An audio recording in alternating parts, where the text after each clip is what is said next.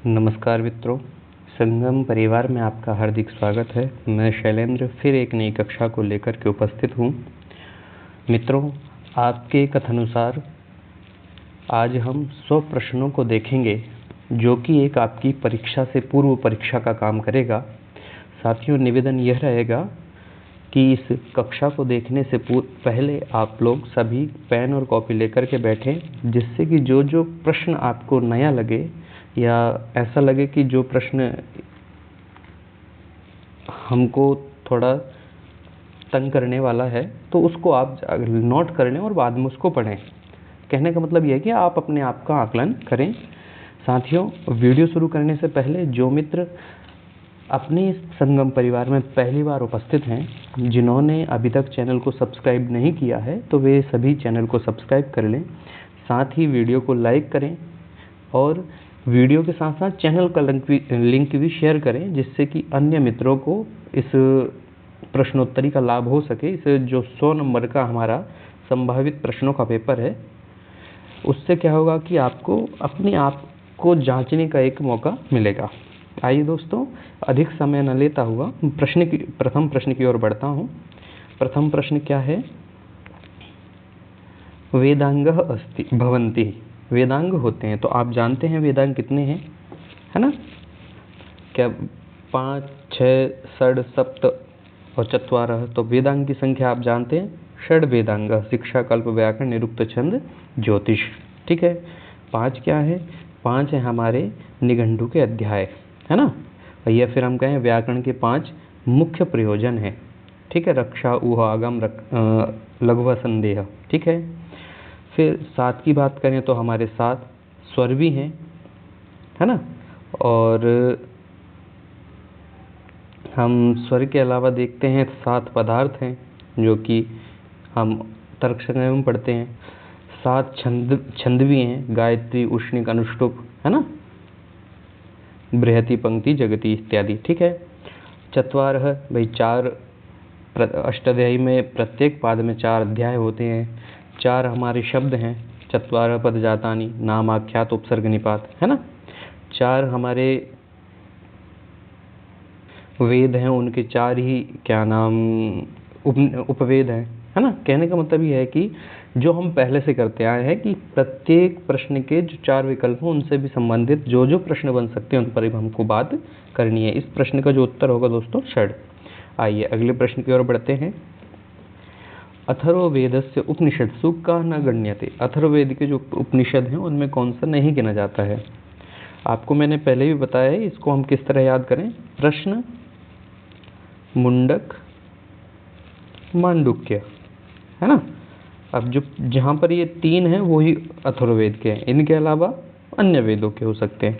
तो इसको क्या प्रश्न, मुंडक, मांडुक्य है। तो 2 म से 1 प्र से, तो ये तीनों कहाँ पे हैं? तो प्रश्न यहाँ है, मांडुक्य है, मुंडक यहाँ है। कौन सा नहीं है? मांडुक्य। यही हमारा उत्तर है।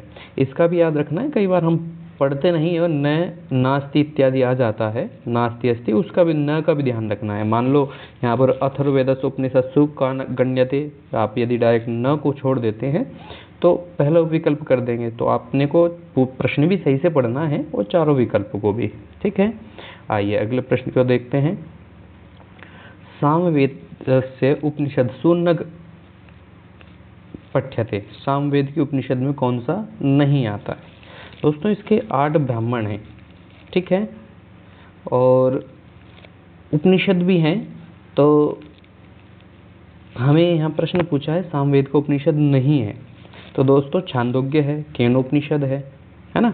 पंचविंश ब्राह्मण है, यदि हम इसको उपनिषद में भी काउंट करते हैं, जैसे देवतो उपनिषद है इसका, इस विकल्प को ऐसा कर लेते हैं, देवतो उपनिषद। तो फिर बचा क्या? हमें पूछा न, तो ये भी सामवेद से संबंधित है, ये भी है, ये भी है, परंतु ऐत्रेय उपनिषद ये किससे है? ऋग्वेद से। ठीक है।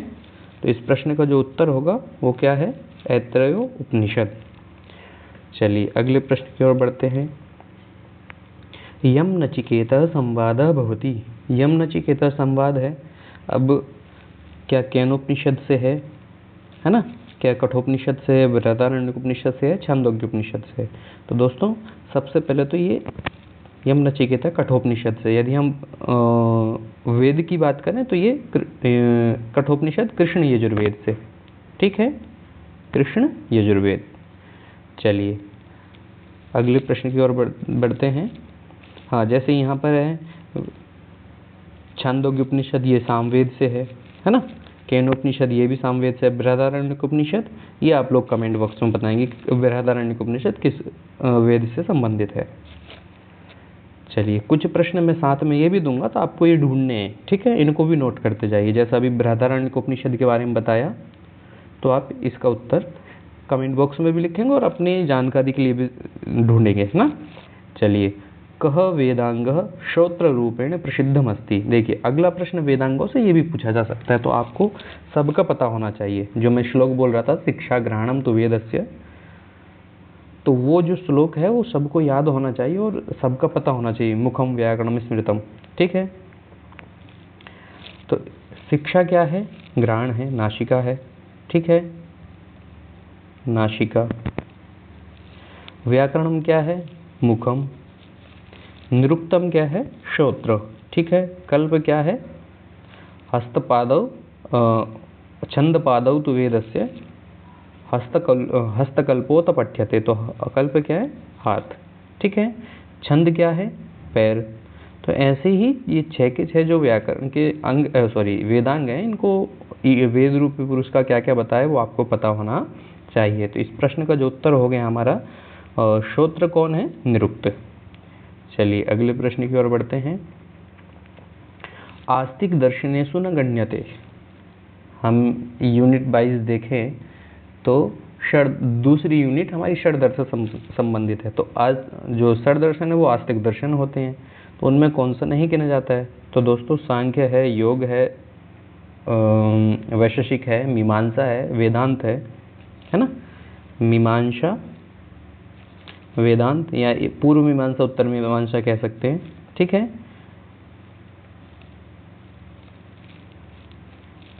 इसके साथ साथ एक अपना न्याय, ठीक है। ये तो षड दर्शन, ये आस्तिक दर्शन कहलाते हैं। और जो हमारा उत्तर है वही है बौद्ध दर्शन, ये नास्तिक दर्शन है ना। नास्तिको वेद निंदकः, आस्तिको वेद पूजकः, है ना। चलिए अगले प्रश्न की ओर बढ़ते हैं। वेदांत सूक्ष्म शरीरे कति तत्वानि मन्यते। वेदांत जो है वो सूक्ष्म शरीर में कितने तत्व मानता है? तो दोस्तों यदि हम वेदांत की बात करें तो वेदांत सप्तदशः 17 तत्व मानता है, ठीक है। कौन कौन से हैं वे? 5 कर्मेंद्रिय, या ऐसा कर लीजिए 10 इंद्रिय, ठीक है, और 5 वायु, पंचवायु जिसे हम अपान व्यान समान इत्यादि, मन और प्लस बुद्धि। तो इन सबको मिलाएंगे तो टोटल 17 तत्व हो जाएंगे। और यदि यही प्रश्न ऐसा पूछ लिया जाता सांख्य में कितने हैं, तो सांख्य में अहंकार को जोड़ देंगे और अष्टादश, ठीक है। सांख्य कितने मानता है? 18। इसके बाद 16 संख्या दी है, तो 16 से भी तो न्याय में जो पदार्थ हैं वो कितने हैं? न्याय में 16 पदार्थ है, प्रमाण, प्रमेय इत्यादि, ठीक है। चतुर्विंशति गुणाः, ठीक है। 24 कितने हैं? गुण हैं, रूप रस गंध स्पर्श इत्यादि, ठीक है। यदि चतुर्विंशति सहस्त्र हो जाएंगे, सहस्त्र, तो ये हमारे रामायण के श्लोक हो जाएंगे। चतुर्विंशति संहिता कहा जाता है जिसको। चलिए आइए अगले प्रश्न की ओर बढ़ते हैं। सांख्यस्य प्रकरण ग्रंथो अस्ति। जो सांख्य दर्शन, इसका प्रकरण ग्रंथ क्या है? मैं ये प्रश्न कई बार कराया है और इससे प्रश्न बन सकता है, क्योंकि दर्शन की बात है तो सामान्य ये परिचय पूछे जा सकते हैं। तो सभी दर्शनों के कुछ ना कुछ, कोई ना कोई प्रकरण ग्रंथ है। जैसे यदि अर्थ संग्रह की बात करें तो ये पूर्व मीमांसा का है, ठीक है। तर्क भाषा की बात करें तो ये न्याय का है। सांख्यकारिका की बात करें तो ये सांख्य दर्शन का है, ठीक है। और तर्क संग्रह की करें तो ये वैशेषिक और सांख्य न्याय दोनों का संयुक्त है। सॉरी, वैशेषिक और न्याय दोनों का संयुक्त है तर्क संग्रह। वैशेषिक और न्याय, इन दोनों का संयुक्त क्या है? तर्क संग्रह, ठीक है।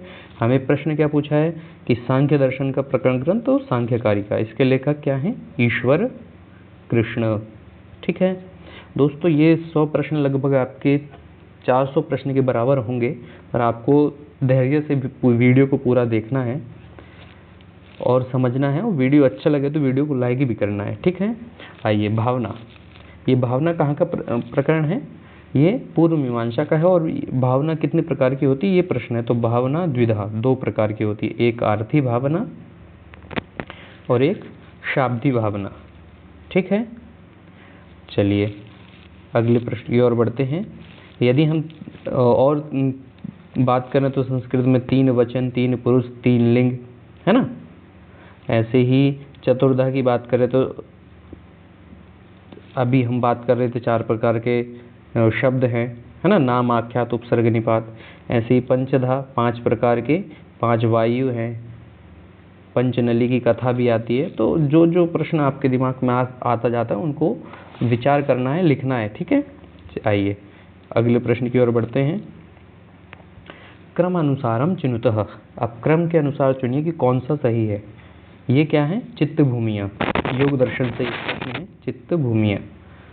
जो साधारण प्रश्न है वो इस तरह से पूछे जा सकते हैं, जिस तरह का वर्तमान में एग्जाम स्टैंडर्ड चल रहा है। तो इस तरह के प्रश्न बन सकते हैं कि इनको क्रम के अनुसार रखिए। क्या मूड, विक्षिप्त, एकाग्र, निरुद्ध, क्षिप्त है, ये क्रम सही है? क्या ये वाला है, या ये है, या ये है? छोटी सी गलती हम कई बार कर देते हैं, जैसे क्षिप्त विक्षिप्त, है ना। तो ऐसा नहीं करना है। क्षिप्त, मूड, विक्षिप्त, एकाग्र, निरुद्ध, ठीक है। ये हमारी पंच चित्त भूमियों का क्रम है, ठीक है। इस प्रश्न का जो उत्तर होगा वो यही। चलिए अगले प्रश्न की ओर बढ़ते हैं। हितोपदेश कस्य रचना अस्ति। हितोपदेश आप जानते हैं, मैंने ये बताया भी थे, इसको ऐसे याद करिए। न यानी नारायण पंडित, ही यानी हितोपदेश। तो नारायण पंडित हितोपदेश, ठीक है। बाणभट्ट का कौन सा ग्रंथ हम पढ़ रहे हैं? शुकनासोपदेश, कादम्बरी का एक भाग है शुकनासोपदेश, ठीक है, उपदेश। इसके बाद कालिदास के 7 ग्रंथ, जिसमें से 3 नाटक, 2 खंड काव्य, 2 महाकाव्य, एक कुमार संभव और रघुवंश, 2 खंड काव्य में ऋतुसंहार और मेघदूत, और 3 नाटक में विक्रमोर्वशीयम, मालविकाग्निमित्रम और अभिज्ञान शाकुंतलम। नारायण पंडित हितोपदेश, अंबिकादत्त व्यास, शिवराज विजय, ठीक है, शिवराज विजय। चलिए अगले प्रश्न की ओर बढ़ते हैं। रामायणस्य प्रथम कांडे कति सर्गाः सन्ति। दोस्तों टोटल सर्ग प्रश्न ऐसा है कि रामायण में कितने सर्ग हैं, तो आपको पंचशतम 500 करना है। और प्रथम कांड से तो आए तो आपको कांड के अनुसार भी याद होने चाहिए। जैसे 77 प्रथम में है, इस प्रश्न का जो उत्तर होगा वो यही है, 77 प्रथम में है, 119 द्वितीय में है, 75 तीसरे में है, 67 चौथे में है, 68 पाँचवें में है, 128 छठे में है, और 111 ये 7वें में है। तो 77, 119, 75, 67, 68, 128, 111 ऐसे। तो ऐसे आपको याद करने हैं, 77, 119, 75, 67, 68, 128, 111, ठीक है। चलिए अगले प्रश्न की ओर बढ़ते हैं। रामायणे पुत्रेष्टि यज्ञस्य पुरोहितः अथवा ब्रह्मा आसीत। कौन था? रामायण जो दशरथ का पुत्रेष्टि यज्ञ किया, उसमें जो ब्रह्मा है वो कौन होगा, या पुरोहित कौन था? क्या वशिष्ठ थे, क्या विश्वामित्र थे, या श्रृंग ऋषि थे, अथवा कण्व थे? तो दोस्तों वशिष्ठ इनके कुल पुरोहित थे, विश्वामित्र इनको यज्ञ की रक्षा के लिए मांगने के लिए आते हैं, है ना। श्रृंग ऋषि इनके यज्ञ के राम लक्ष्मण इत्यादि को ये मांगने के लिए आते हैं यज्ञ रक्षा के लिए, यज्ञ रक्षार्थम, ठीक है। बहुत सारी विद्याएं, परापरा विद्या भी यहीं पर इनको दी जाती है। श्रृंग ऋषि पुरोहित हैं। कण्व क्या है? कण्व को हमने पढ़ा है, इनका एक नाम काश्यप है, जो कि हमने अभिज्ञान शाकुंतल में पढ़ा है, जो कि शकुंतला के पालित पिता हैं, है ना। इसके जो शकुंतला के माता पिता हैं वो विश्वामित्र, और माता का नाम है मेनका, ठीक है। चलिए अगले प्रश्न की ओर बढ़ते हैं। इस प्रश्न का जो उत्तर है वो है हमारा श्रृंग ऋषि। आइए अगला प्रश्न देखते हैं क्या है। महाभारतस्य पंचमः पर्वणः नाम अस्ति। जो महाभारत है जिसमें कि कितने पर्व हैं? 18 पर्व हैं। तो उसमें जो 5वां पर्व है उसका क्या नाम है? मैंने ये भी आपको बताया था जब महाभारत के प्रश्नोत्तर कराए थे कि आप लोगों को ये भी याद कर लेना है, इनसे भी बहुत प्रश्न पूछे जाते हैं। ठीक है, तो ये आदि सभा वन विराट उद्योग, आदि सभा वन विराट उद्योग। तो सबसे पहला कौन सा है? आदि, दूसरा आदि सभा, तीसरा वन, चौथा विराट, पांचवा उद्योग। तो पांचवे का नाम पूछा है, ऐसे ही आपको सबका पता होना चाहिए, है ना। शुरू के 5 तो बिल्कुल रटे होने चाहिए। आइए अगले प्रश्न की ओर बढ़ते हैं। किम असमीचीनः अभी असमीचीन वर्तते। जो यहाँ पर कुछ उपाख्यान और कुछ संबंधित पर्व दिए हैं, तो बताइए कौन सा किससे गलत है, क्योंकि और सब सही है। तो हम यदि पहले की बात करते हैं, शकुंतला उपाख्यान हमें आदि पर्व से ही मिलता है। ये भी प्रश्न बन सकता है कि अभिज्ञान शाकुंतल का उपजीव्य ग्रंथ क्या है? तो महाभारत। और कौन सा पर्व? आदि पर्व। ठीक है। नलोपाख्यान, इसको ही दमयंती कथा भी कहा गया है, ये वन पर्व से है। और वन पर्व से एक और क्या है? किरातार्जुनियम। ठीक है। गीता युद्ध पर्व, ये ही नहीं है, किरातार्जुनियम वन पर्व हो गया है। गीता है दोस्तों भीष्म पर्व से। किसमें है? भीष्म पर्व। ठीक है, इसका याद रखेंगे। चलिए अगले प्रश्न की ओर बढ़ते हैं। मुख्य पुराणेषु का न गण्यते। अब एक श्लोक और भी आपको बोला था जब प्राण की प्रश्नोत्तरी कराई थी, मद्वयम भद्वयम चाहिए वत्रयम चतुष्टयम। वो श्लोक आप याद कर लेंगे तो जो मुख्य पुराण है और उपपुराण है उन दोनों में आप अंतर आराम से कर ले जाएंगे। अग्नि पुराण मुख्य पुराण है, मार्कंडेय मुख्य है, दोस्तों नारद पुराण मुख्य है, नारद पुराण मुख्य है, नारदीय उपपुराण है। ठीक है। वायु से जो 4 हैं। ठीक है। तो कहने का मतलब ये है कि मुख्य पुराणेषु का न गण्यते, तो जो नहीं कहना जाता है वो हमारा क्या है? नारदीय पुराण। यदि यहाँ पर नारद होता तो वो मुख्य पुराण होता, है ना। तो इसका आप याद ध्यान रखेंगे और इस प्रश्न का जो उत्तर है वो है नारदीय पुराण, विकल्प ग। आइए अगले प्रश्न की ओर बढ़ते हैं। किम अशुद्धम, क्या अशुद्ध है? निष्ठा, तो दोस्तों ये एक तरफ प्रत्यय है, एक तरफ उनकी संज्ञा है। तो तवतु, या ऐसा कह सकते हैं जो परिभाषा जो प्रकरण लगा हुआ है ना, परिभाषा सूत्र, वहाँ से ये प्रश्न है। तो तवतु निष्ठा ये सही है। न वेति विभाषा ये भी सही है। पद सुबंतानाम, तो सुप्तिगंतम पदम, सुप और तिगन पर यहाँ इन्होंने क्या कर दिया है? तद्धितांत। इसलिए हमको सही से पढ़ना है। ये इस तरह भी प्रश्न गलत किया। अब याद आप सुप ओनली पढ़ लेंगे तो वहाँ तो सुप और तिंग की बात करी, तद्धित की बात नहीं है। तो यही हमारा प्रश्न गलत है। परह सन्निकर्षा ये भी सही है। तो इस प्रश्न का जो सही उत्तर होगा पद सुबंतानाम तद्धितानाम, है ना। तो सुबंत की तो होती है परंतु तद्धित की नहीं। आइए अगले प्रश्न की ओर बढ़ते हैं।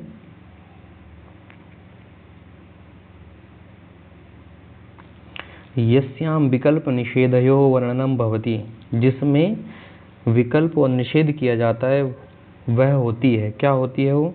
क्या परिभाषा होती है, क्या संहिता होती है, या गति होती है, विभाषा होती है? तो दोस्तों विभाषा का आप जानते हैं नवेति विभाषा, और वो ही यहाँ पर विकल्प है। गति में क्या है? उर्यादि चिवड़ाचश्च या गतिश्च सूत्र, दो बहुत सारे गति संजय करने वाले बहुत सारे सूत्र हैं, परंतु आपको गतिश्च और उर्यादि चिवड़ाचश्च ये सूत्र याद रखना है। संहिता परः सन्निकर्षा संहिता। ठीक है। चलिए अगले प्रश्न की ओर बढ़ते हैं। गुण संज्ञा विधायकम सूत्रम अस्ति। ध्यान, प्रश्न को थोड़ा ध्यान से पढ़ेंगे फिर उत्तर करेंगे। यहाँ गुण संधि की बात नहीं है, गुण संज्ञा की बात है। यदि आप पहला विकल्प देख करके तुरंत कर दें तो वैसी गलती ना करें। मैं बार बार यही बोल रहा हूँ कि जैसे ही आप परीक्षा में बैठे तो पहला लक्ष्य आपका यह है कि चारों विकल्पों को अच्छे से पढ़ना है ना। चारों विकल्पों को पढ़ने के बाद पहले तो प्रश्न अच्छे से पढ़ना है, फिर चारों विकल्पों को। ठीक है। तो गुण संज्ञा कौन सा सूत्र करता है? अदेंग गुणः। ठीक है। अब गुण ये भी करता है और गुण ये पर ये संधि करता है, ये सार्वधातुक आर्धातिक प्रत्ययों को परे रहते गुण करता है। ठीक है। तिंग षित सार्वधातुकम, तिंग और षित की सार्वधातुक संज्ञा होती है। ठीक है। चलिए, इन चारों के बारे में भी आपने जान लिया। अगले प्रश्न की ओर बढ़ते हैं। संयोग संज्ञायाः उदाहरणम नास्ति। जो संयोग संज्ञा है उसका उदाहरण नहीं है। देखिए, जैसे शैलेंद्र है, तो शैलेंद्र में भी संयोग हो रहा है न, द और र का। ठीक है। यदि हम चरवर्ण की बात करें तो ण व इन दोनों का संयोग हो रहा है, क्योंकि हालो अनंतरा संयोगा, जहाँ पर स्वरों का व्यवधान ना हो ऐसे व्यंजनों को हम संयोग कहते हैं। ठीक है। ऐसे ही विष्णु शर्मा में विष और ण का हो रहा है, परंतु भगवती चरण में कहीं पर भी कोई संयोग नहीं है, क्योंकि भ के बाद अ है ना, भ प्लस अ।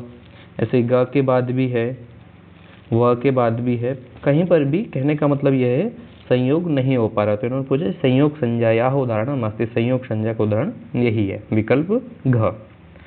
आइए अगले प्रश्न की ओर थोड़ा दिमाग लगा करके, क्योंकि ये इस तरह के प्रश्न आते हुए हमसे गलत हो जाते हैं, क्योंकि इधर तो आपको आ गया है, पर यहाँ जो विकल्प बनाने हैं इनमें हमको दिक्कत होती है। आइए, तो पहले ऐसा भी कर सकते हैं। गुण क्या है दोस्तों? आद गुण, यानी ए का डी या का डी। तो का डी तो सभी का है, थोड़ा और मेहनत करनी पड़ेगी। यण संधि, यण की इको यणची, तो ख का सी। अब खा का सी भी दो, यानी ये दो विकल्प तो कट ही गए। ये भी एक तरीका है कि जो आपको आता है उतना उतना उसको काटते जाइए, तो जो प्रश्न पूरा उत्तर नहीं भी आ रहा हो तो इस तरह मिल सकता है ना। अयादि संधि एचो अयवाय, वह तो ग का बी होना चाहिए, तो ग का बी कहाँ पे है? तो ये, क्योंकि बाद में बचा हुआ तो वृद्धि का यही होगा। तो इस प्रश्न का जो उत्तर होगा वो विकल्प 3 नंबर वाला होगा, डी सी बी ए, है ना, डी सी बी ए। चलिए आइए अगले प्रश्न की ओर बढ़ते हैं। अमी ईशा इत्यत्र कह संधि, कि अमी ईशा जो है ये यहाँ पर कौन सी संधि है? क्या दीर्घ संधि होनी चाहिए यहाँ? क्योंकि इधर भी इकार है और इधर भी इकार है, दोनों को प्लस कर देंगे तो दीर्घ इकार हो जाएगा, पहले से दीर्घ है। परंतु दोस्तों यहाँ पर अदसो मात्र सूत्र से, किस सूत्र से? अदसो मात्र सॉरी मात्र नहीं, अदसो मात्र सूत्र से अदस संबंधी जहाँ मकार होगा वहाँ पर प्रकृति भाव होगा, तो अमी ईशः। ठीक है, प्रकृति भाव इदुदे द्विवचन प्रग्रह, सॉरी इको गुण वृद्धि से लेकर के, क्षम्यताम, इदुदे द्विवचनम प्रगृहम सूत्र से लेकर के प्रकृति भाव प्रकरण शुरू हो जाता है, जिनकी प्रगृह संज्ञा होती है। तो आपको ये ध्यान रखना, यहाँ पर प्रकृति भाव होता है, संधि नहीं होती है। ठीक है। वृद्धि सूत्र क्या है इसका? वृद्धि रेचि। अयादि संधि का सूत्र क्या है? एचो अय वायवः। और दीर्घ संधि का क्या है? अकः सवर्णे दीर्घः। ठीक है। आइए अगले प्रश्न की ओर बढ़ते हैं। रामश्चिनोति पदे संधिरस्ति। रामश्चिनोति जो पद है इसमें कौन सी संधि होगी दोस्तों? जस्तु होगी, शुत्व होगी, उत्व होगी, क्षत्व होगा। तो जस्तु का तो मैंने आपको बता ही दिया है, 2 तरह से होगा, एक तो जलाम जशो अंते, है ना, और एक जलाम जश झशी। बस इसमें ये भी याद रखना है कि तृतीय वर्ण होना है, ठीक है, पर एक में अंत में होना है और एक में झस परे रहते होना है। तो ये जब भी, अभी इस उदाहरण में तृतीय वर्ण तो कोई हो ही नहीं रहा है, तो तृतीय वर्ण नहीं हो रहा है तो जस्तु संधि नहीं है। उत्व भी नहीं हो रहा है, क्योंकि उत्व मतलब ऊ होगा, उसको ओ इत्यादि रूप बनेंगे, तो वो भी नहीं हो रहा है। और शत्व भी नहीं हो रहा है, क्योंकि यहाँ शकार है। तो इस प्रश्न का जो उत्तर होगा वो स्तुत्व संधि। सूत्र क्या है दोस्तों? स्तुः शचुनः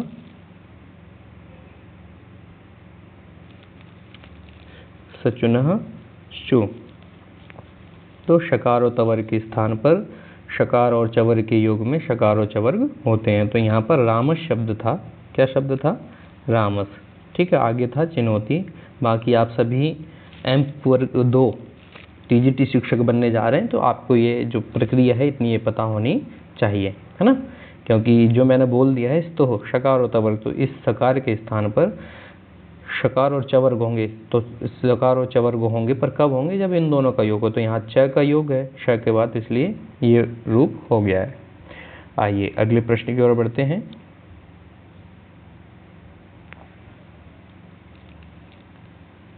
उपोषति केन सूत्रेण निष्पद्यते। जो उपोषति शब्द है वो किस सूत्र से बनता है ना। तो जो उपोषति शब्द है,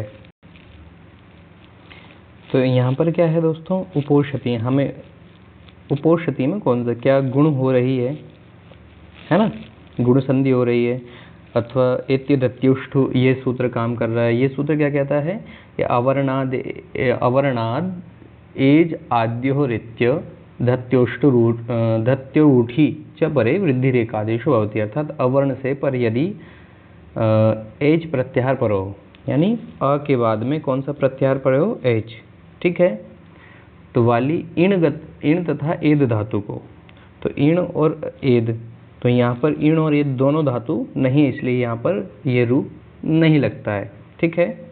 इसलिए ये जो सूत्र है ये एंगी पर रूपम और आद्गुण सूत्र का, यानी वृद्धि जो गुण करता है उसका, और जो पूर्व का उसका अपवाद सूत्र है ना। और यहाँ पर क्या हो रहा है, उप जमह ओषति, ठीक है। उपोषति में क्या हो स्थिति, फिर क्या हुआ कि जो अवर्ण है, अवर्ण से परे, अवर्ण उपसर्ग से परे, सॉरी अवर्णांत उपसर्ग से परे जो ईच धातु है, तो एच आदि जो धातु होगी है, तो एच में ओ आता है, तो उन दोनों को मिला करके पर रूप एकादेश होता है। तो एंगी पर रूपम सूत्र का प्रयोग यहाँ पर किया गया है, ठीक है। चलिए अगले प्रश्न की ओर बढ़ते हैं। इस प्रश्न का जो विकल्प हो, उत्तर होगा दोस्तों वो एंगी पर रूपम, ठीक है। आइए अगला प्रश्न है मनीषा। ये प्रश्न आपको मैंने पहले ही बता दिया है। एक ये ज़्यादा पूछा जाता है, तो इसमें मनीषा होगा, मनीषा होगा या मनस ईसा होगा या मनस ईशा होगा। तो आपको पता है इसमें मनस ईसा, और ध्यान ये रखेंगे हलीशा एक और पूछा जाता है, लांगलीशा हलीशा। तो हलीशा में हलस ईशा नहीं करना है, वहाँ पर हल प्लस ईशा है, ठीक है। चलिए अगले प्रश्न की ओर बढ़ते हैं। तो दोस्तों इस प्रकार हमारे 25 प्रश्न पूर्ण हुए। तो वीडियो अभी तक जिन दोस्तों ने लाइक नहीं किया है तो वीडियो को लाइक करें, शेयर करें, और चैनल को अभी तक सब्सक्राइब नहीं किया तो चैनल को सब्सक्राइब कर लें, है ना। आइए इसी के साथ अगले प्रश्नों की ओर बढ़ते हैं। अपुत्रः अत्र किम शुद्धम। ये अपुत्र जो शब्द है ये समास से प्रश्न पूछा गया है, यहाँ पर कौन सा शुद्ध होगा। तो न पुत्र होगा या नए पुत्र होगा या अविद्यमान पुत्र होगा या अविद्यमान पुत्र होगा। तो अविद्यमान पुत्रो यस्य स अपुत्रः, जहाँ पर पुत्र विद्यमान नहीं है ऐसा स्थान अपुत्र, ठीक है। चलिए अगले प्रश्न की ओर बढ़ते हैं। प्रायेण उभय पद प्रधानो। अब ये 4 प्रश्न पूरे यहाँ से बनते हैं। उभय पद पूछें, पूर्व पद पूछें, अन्य पद पूछें, है ना, उत्तर पद पूछें, तो आपको पता होना चाहिए। जैसे यहाँ पूछा है उभय पद, तो उभय पद होते हैं द्वंद्व में। अन्य पद पूछें तो बहुव्रीहि, ठीक है। पूर्व पद पूछें तो अव्ययी भाव, ठीक है। उत्तर पद पूछें तो तत्पुरुषः, ठीक है। चलिए कर्मधारय क्या है, कर्मधारय और द्विगु, ये तत्पुरुष के 2 भेद हैं, द्विगु समास और कर्मधारय। चलिए अगले प्रश्न की ओर बढ़ते हैं। पंचनदम अत्र केन सूत्रेण समासः। पंचनद जो है यहाँ पर, अब जिन मित्रों ने ये प्रकरण नहीं पढ़ा है तो वे तो पंच देख करके द्विगु सूत्र से संख्या पूर्व द्विगु सूत्र से द्विगु समास कर देंगे। ये क्या करता है, ये स्त्री प्रत्यय में प्रयोग आता है, ठीक है। त्रिलोकी इत्यादि जो बनते हैं वो द्विगु सूत्र से ही बनते हैं, ठीक है, स्त्री प्रत्यय। आइए इस प्रश्न को बनाने वाला क्या है, पंचनदम का जो सूत्र क्या होगा, नदीभिश्च, नदीवाची जो भी पद हैं उनके साथ यदि संख्यावाची शब्दों का प्रयोग किया जाएगा तो वहाँ पर अव्ययी भाव समास होगा, ठीक है, द्विगु समास न होकर के अव्ययी भाव। और सूत्र कौन सा है, नदीभिश्च। चलिए अगले प्रश्न की ओर बढ़ते हैं। सुमद्रम पदस्य लौकिक विग्रह भवति। सुमद्रम पद जो है, क्योंकि अव्ययी भाव समास को हम देखते हैं, उसमें जो सूत्र दिया गया है अव्ययम विभक्ति समीप समृद्धि इत्यादि, उसमें 16 तरह से समास होता है। 7 को यदि हम यथा के 4 जोड़ लेते हैं तो और 20 हो जाता है। तो ये सुमद्रम शब्द का क्या अर्थ होगा, मद्राणाम समृद्धि, ठीक है। सुमद्रम। तो इस प्रश्न का विकल्प ये होगा। और अभाव की बात करें तो वहाँ पर निर्मक्षिकम एक उदाहरण आता है, मक्षिकाणाम अभाव निर्मक्षिकम, ठीक है। मद्रस्य समीपम उपमद्रम, है ना। चलिए अगले प्रश्न की ओर बढ़ते हैं। चार्थे द्वंद्व अत्र चकारस्य अर्थ भवत नास्ति। चकार का अर्थ नहीं है। मैं चार थे द्वंद्व, यदि हम द्वंद्व समास के देखें तो चकार के वहाँ पर 4 अर्थ हैं, सॉरी 4 अर्थ हैं। हम चारों में से यहाँ पर 3 दिए हैं, एक कौन सा गलत दिया है ये आपको देखना है। इतरेतर योग ये भी सही है, समाहार ये भी सही, इन दोनों से समास भी होता है। समुच्चय और अनुचय, तो अनुवाचय वहाँ पर है, अनुवाचय, अनुचय नहीं है। तो यही हमारा विकल्प गलत है और इस प्रश्न का जो उत्तर होगा वो उत्तर भी हमारा घ होगा। चलिए अगले प्रश्न की ओर बढ़ते हैं। अभिज्ञान शाकुंतले इत्यस्मिन् दुष्यन्तस्य पुत्रः कः। अभिज्ञान शाकुंतल हमने पढ़ा है, वहाँ पर नायक नायिका दुष्यंत है, दुष्यंत नायक है, शकुंतला नायिका है, उनका एक पुत्र है, उसका क्या नाम है। सर्वदमन है, वसुमित्र है, संवाहक, रोहसेन है। तो सर्वदमन है ना, इसी का एक और नाम क्या है, भरत। जैसे हम कहते हैं कि भारत देश का नाम भी इस भरत के नाम पर पड़ा है, ठीक है। रोहसेन कौन है, ये है, या हम रोहित की बात करें, रोहित शब्द का प्रयोग किया है, मृच्छकटिक में आता है ये पात्र, ठीक है। चलिए अगले प्रश्न की ओर बढ़ते हैं।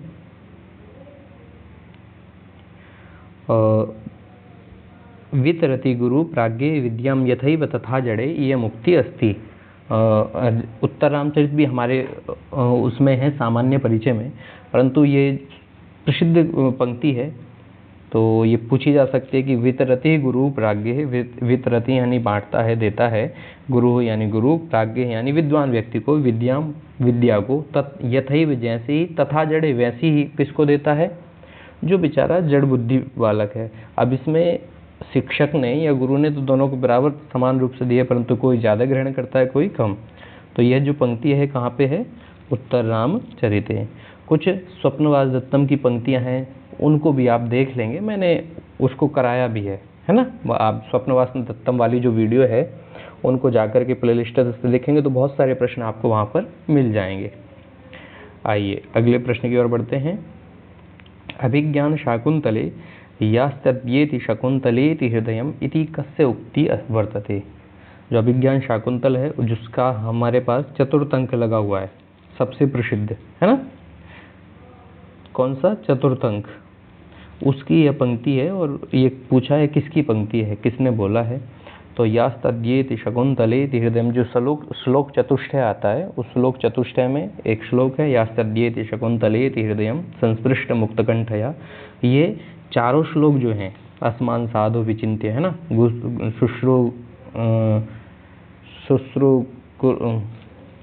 एक श्लोक है शुश्रून शस्व गुरुन प्रिय सखे, इत्यादि जो 4 श्लोक हैं, श्लोक चतुष्टय आप सब जानते हैं। उनको बोलने वाले कौन है, कण्व, ठीक है।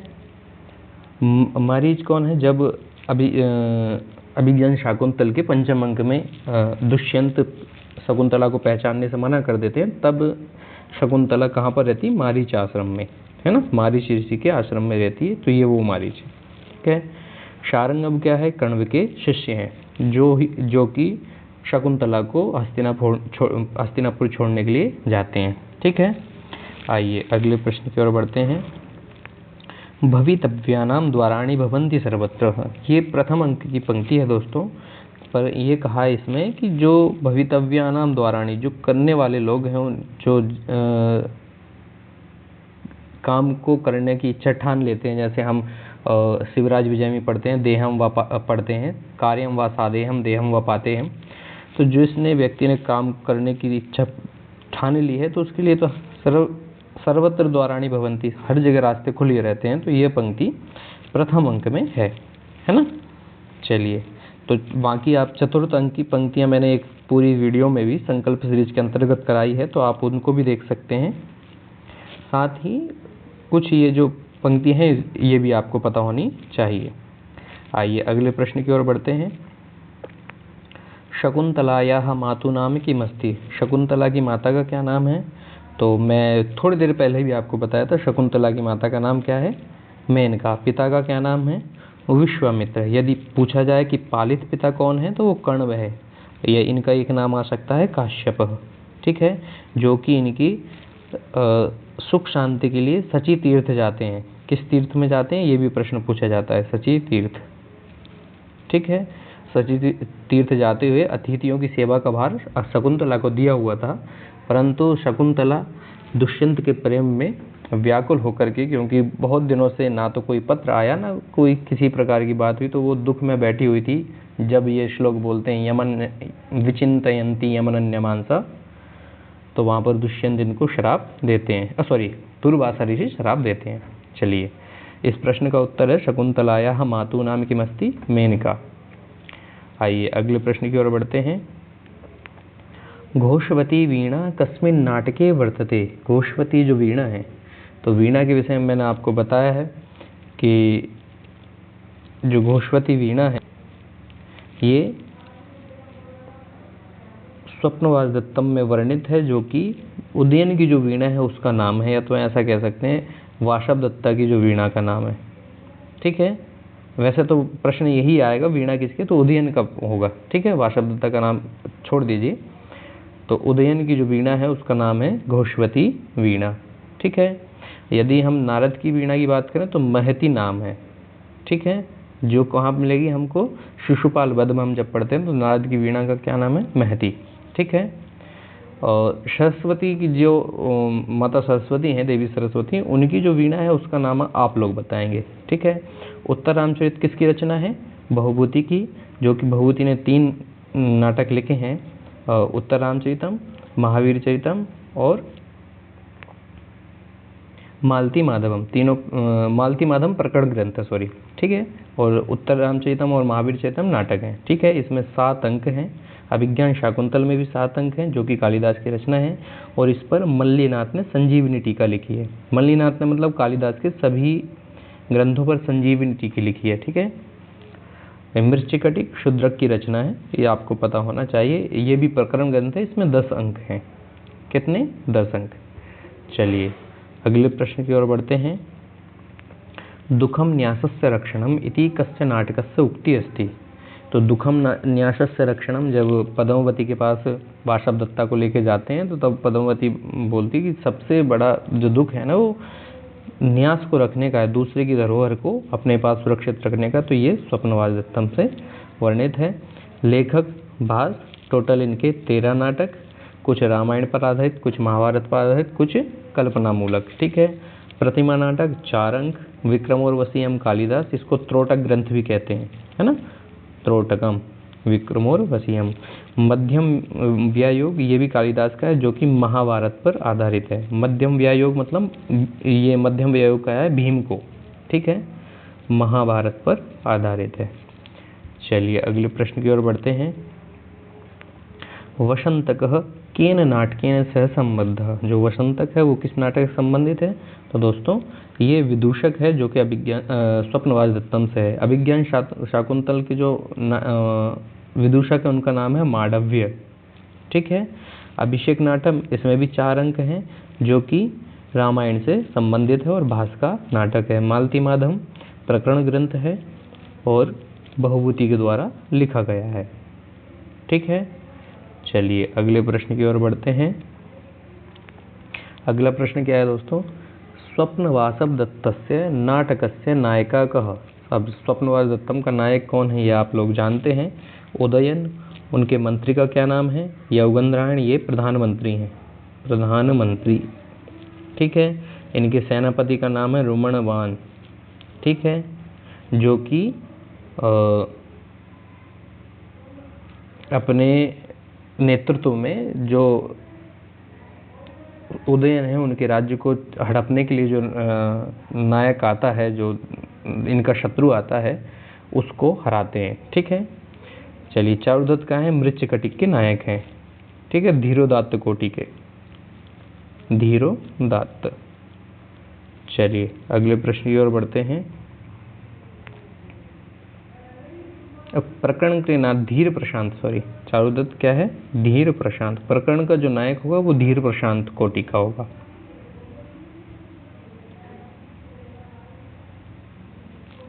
आइए, पितृन इति रूपम अस्ति। पितृन शब्द कहाँ बनता है दोस्तों? तो द्वितीया में बनता है, एक वचन में, द्विवचन में, बहुवचन अथवा षष्ठी बहुवचन। तो षष्ठी बहुवचन की बात करें तो हम पितृणाम रूप बनता है ना।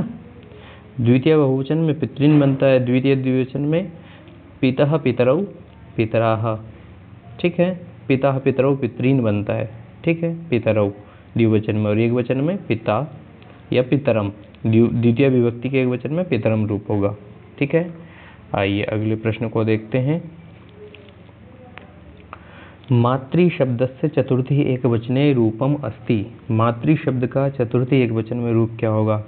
मात्रे होगा, मात्रे होगा, मात्राएं होगा, मातृ होगा। दोस्तों ऋकारांत जो भी स्त्रीलिंग शब्द है तो वहाँ पर रूप क्या होगा? मात्रे, ठीक है। ना तो मात्रे होगा, ना मात्राएं होगा, ना मातृ होगा। मातृ बनता है सप्तमी एकवचन में, ठीक है। आइए अगले प्रश्न की ओर बढ़ते हैं। विद्वत् शब्द से द्वितीय बहुवचने रूपम अस्ति। विद्वत् जो शब्द है उसका द्वितीय बहुवचन में क्या रूप बनेगा? विदुषः, है ना। तो ये ही पंचमी, क्या पूछा है इन्होंने? द्वितीय द्विवचन बहुवचन में ये रूप बनेगा। यही पंचमी एकवचन और षष्ठी एकवचन में भी बनेगा। इसका भी याद रखेंगे। यदि प्रश्न को थोड़ा और घुमाया गया तो ऐसा पूछा जा सकता है कि विदुषा शब्द कुत्र भवति, है ना। तो फिर वहाँ 3 विकल्प ये बोल सकते हैं, पंचमी विभक्ति एकवचन, षष्ठी विभक्ति एकवचन, ठीक है। ना तो विदुषान बनता है, ना वांसान बनता है, ठीक है। चलिए अगले प्रश्न की ओर बढ़ते हैं। तुभ्यम इति रूपम अस्ति। अब देखिए ये तद शब्द से त्वम शब्द से बना है। त्वम कहिए या युष्मद से कहिए, युष्मद से सही रूप होगा। युष्मद शब्द का रूप है। और युष्मद शब्द का क्या रूप है पूछा है ना, तो ये रूप कहाँ बनता है? तो चतुर्थी एकवचन है, यही पहले ही वाला विकल्प सही है। पंचमी एकवचन में क्या बनेगा? युष्मत, ठीक है। षष्ठी एकवचन में क्या बनेगा? और षष्ठी एकवचन की बात करें तो तव रूप बनेगा, और सप्तमी एकवचन की बात करें तो त्वयी रूप होगा, है ना। तो ये आपको ये भी सब पता होने चाहिए। युष्मत या त्वत्स्वरी तत्रूप बनता है, और इधर चतुर्थी एकवचन में तुभ्यम। आइए अगले प्रश्न की ओर बढ़ते हैं। नी धातोः लंग लकारस्य मध्यम पुरुषैक वचने रूपम अस्ति। दोस्तों कुछ धातुएं दी गई हैं हमारे परस्मैपद पद आत्मनेपद में, तप, शुच, इकाई नंबर 8 में। ये क्रम से प्रश्न चल रहे हैं, जो इकाई वगैरह दी हैं उनके अनुसार आप भी इसी तरह से तैयारी रखें। और अब जो इकाई नंबर 8 है किससे है? हमारी धातुओं से। तो धातुओं में कौन कौन सा प्रश्न बन सकता है? जैसे नी धातु लंग लकारस्य मध्यम पुरुष एक वचन में रूप बनेगा। तो नी धातु मध्यम पुरुष का एक वचन में क्या रूप बनेगा? पहले तो लंग लकार में आइए, क्योंकि नी धातु के तो ये सब है। फिर मध्यम पुरुष में आइए। फिर ये भी पता करना है कि हमको नी धातु जो है वो किस परस्मै पद में, हाथ पद में है ना। ये सारी चीज़ें पता होने के बाद जैसे हम नी शब्द को देखते हैं तो लंग लकार में क्या रूप बनता है? अनयत, अनायत, अनयताम, अनयन, ठीक है, अनयत। फिर मध्यम पुरुष में क्या होगा? अनयः, अनयतम, अनयत, ठीक है। तो इस प्रश्न का उत्तर क्या होगा? नी धातु का अनयः मध्यम पुरुष एक वचन। चलिए अगले प्रश्न की ओर बढ़ते हैं। मुद धातोः विधिलिंग उत्तम पुरुष एक वचने। मुद धातु भी लगी हुई है, तो बताइए मुद धातु का विधिलिंग में क्या बनेगा? ठीक है, तो मुद धातु का मोदेत बनेगा, मोदेथा बनेगा, मोदेरन बनेगा या मोदेय बनेगा। उत्तम पुरुष एक वचन में बताना है दोस्तों। तो देखिए मोदेरन ये तो बहुवचन का रूप है, मोदेता ये प्रथम पुरुष का है परंतु एक वचन का है परंतु मध्यम पुरुष का है, ठीक है। तो इस प्रकार, और मोदेतः ये बनता है प्रथम पुरुष एक वचन में, या फिर मध्यम पुरुष बहुवचन में बनेगा यदि हम आत्मनेपद के हिसाब से देखते हैं। तो मोदेय ये जो रूप है ये सही होगा, क्या, मोदेय। ठीक है, उत्तम पुरुष में एक वचन में। ठीक है, आइए अगले प्रश्न की ओर बढ़ते हैं। सेव धातु, सेव धातु उत्तम पुरुष बहुवचने। अब सेव धातु का उत्तम पुरुष बहुवचन में क्या रूप होगा? क्या सेवा महे होगा, सेवा मही होगा, सेवा मही, या सेवा मह होगा? तो दोस्तों अब ये थोड़ा प्रश्न फंसाने वाला है, सब एक से हैं, परंतु ये देखना है कि सेव धातु प्रथम परस्मैपद पद है या आत्मनेपद है। फिर उसमें भी हमको थोड़ा और फंसाया हुआ है। तो वहाँ की इस प्रश्न का जो विकल्प होगा वो है सेवा मही। ठीक है, सेवा बही, सेवा मही ये रूप बनेंगे। ठीक है, आइए अगले प्रश्न की ओर बढ़ते हैं। लब्ध्वे इति रूपम भवति। तो आप सेवते, सेवेते, सेवन्ते, सेवसे, सेवते, सेवध्वे, सेवे, सेवामहे, सेवामहे, सेवते का रूप याद करेंगे सेव धातु का, उसी के तरह लब धातु का भी, है ना। तो ये जो लब्ध्वे रूप बनता है ये बनता है दोस्तों लट लकार में। किसमें? लट लकार में। ठीक है, अब लोट में क्या बनता है, विधिलिंग में क्या बनता है, दृढ़ में क्या बनता है, ये आप लोग देखेंगे। तो मान लो अभी तो लट में मैंने पूछ लिया है, यदि लोट से पूछें विधिलिंग से, ये आपको भी पता होना चाहिए। चलिए अगले प्रश्न की ओर बढ़ते हैं। प्रश्न नंबर 48। जन धातु लट लकारे प्रथम पुरुष बहुवचने रूपम अस्ति। दोस्तों मैंने लगभग कोशिश ये कि सभी धातु कवर हो जाएं, पर आप लोगों की जिम्मेदारी ये है कि आप लोग सभी धातुओं के रूप अच्छे से एक बार देख लें, है ना। जनी प्रादुर्भाव्य धातु से आपको लट लकार में प्रथम पुरुष बहुवचन में बनाना है। अब जनी प्रादुर्भाव्य जो है धातु वो आत्मनेपद है, तो आत्मनेपद है तो ये तो बनेगा नहीं, तो फिर क्या बनेगा दोस्तों? जायन्ते। ठीक है, ये मध्यम पुरुष बहुवचन में बनता है, ये उत्तम पुरुष बहुवचन में बनता है। तो हमें बताना किस में है? प्रथम पुरुष बहुवचन में, तो जायन्ते। ठीक है, आइए अगले प्रश्न की ओर बढ़ते हैं। भज धातु आत्मनेपदस्य विधिलिंग। अब विधिलिंगी इस प्रकार आ गया है, ये यूपी टीजीटी में इस तरह पूछे गए थे, लटी, लोटी, लिटी, है ना। विधिलिंगी सप्तमी विभक्ति का प्रयोग करके, है ना, सप्तमी विभक्ति एक वचन। तो विधिलिंग में प्रथम पुरुष एक वचन में, प्रथम पुरुष एक वचन में क्या रूप होगा ये बताइए। तो यदि हम विधिलिंग की बात करें भज धातु की, यदि आत्मनेपद के हिसाब से देखते हैं तुरंत हम भजेयु कर देंगे, जैसे पठेत पठेताम पठेयु, है ना, लिखित लिखिताम लिखेयु। तो वो गलती कर सकते हैं, पर उन्होंने स्पेशल दिया है आत्मनेपद से, तो आत्मनेपद में क्या बनेगा? भजेरन। ठीक है, क्या बनता है? भजेरन। ठीक है, आइए अगले प्रश्न की ओर देखते हैं। भजेद्वम कहाँ बनेगा ये आपको पता होना, अभी मध्यम पुरुष बहुवचन में लट लकार के।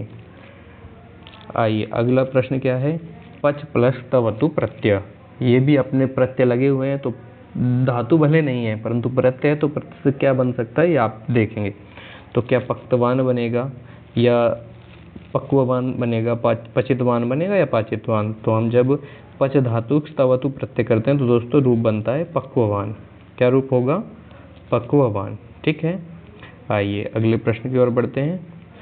चलिए दोस्तों, हमारे 48 मिनट में 49 मिनट में लगभग 50 प्रश्न हो गए हैं, और आशा करता हूँ आपके लगभग कितने प्रश्न ठीक हो गए हैं तो वो परसेंटेज भी आप देखते जाएंगे। अभी 50 में से कितने हुए ये भी कमेंट बॉक्स में आप लिख सकते हैं, है ना। और वीडियो अभी तक लाइक नहीं किया है तो वीडियो को लाइक करें, शेयर करें और चैनल को सब्सक्राइब कर लें, जिससे कि आपको अन्य जो वीडियो हैं वो भी मिल जाएं। और ये परीक्षा का समय कम रह गया है, तो जितना रिवीजन करना है, तो हमने प्रयास ये किया था कि जितनी भी वीडियो बनाई जाएं 15-15, 16-16 मिनट की, तो उनसे आपको प्रत्येक वीडियो से 2 प्रश्न फंस सकें, है ना, 2 प्रश्न आपकी परीक्षा में आ सकें। तो आप उन वीडियो को भी देख सकते हैं, समय कम है तो कम समय में वो वीडियो आपको बहुत लाभ दे सकती हैं। आइए फिर अगले प्रश्न की ओर बढ़ते हैं। प्रश्न नंबर 51, जो कि हमारा ऑल यूनिट का टेस्ट चल रहा है। तो बताइए, पचंती इत्यत्र कह प्रत्यय, है ना, परीक्षा से पहले परीक्षा जो आप दे रहे हैं इसमें 51 नंबर का जो प्रश्न है, पचंती इत्यत्र कह प्रत्यय, तो इसके बारे में बताएंगे कौन सा प्रत्यय होगा। दोस्तों यहाँ पर क्षत्रि प्रत्यय है और क्षत्रि के बाद यहाँ पर गीप हुआ है, ठीक है। तबियत में पठितव्य, लेखितव्य, लिखितव्य इस प्रकार के रूप बनते हैं। त में बनते हैं पचिता, सुप्तः, है ना। सानच में बनते हैं शयानः, पाचित। तो कहने का मतलब ये है कुर्वाणः, ये जो बनते हैं ये शानच में बनते हैं। यहाँ पर क्या बना है क्षत्रि में, और फिर गीप बन करके पूरा रूप बन गया है पचंती, ठीक है। आइए अगले प्रश्न की ओर बढ़ते हैं। टाप प्रत्यांतम पदम नास्ति। अब टाप प्रत्यय से, अब टाप प्रत्यय करता कौन सा सूत्र है, अजाद्य तष्टाप, है ना।